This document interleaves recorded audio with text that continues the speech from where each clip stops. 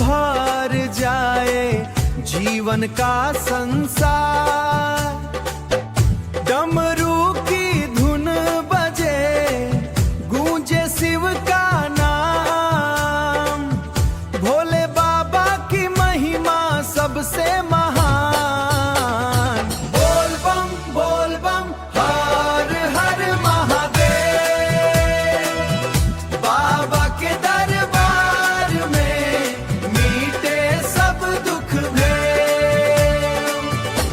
कांवरिया चाल पड़ल, जय भोलेनाथ के नाम, गूंजे चारों ओर बस बोल बम का धाम। त्रिशूलधारी हारी शंभु नीलकंठ भगवान, भक्तों पर बरसाओ आँख अपना स्नेह महान। हर हर महादेव की गूंजे जयकार, बाबा के चरण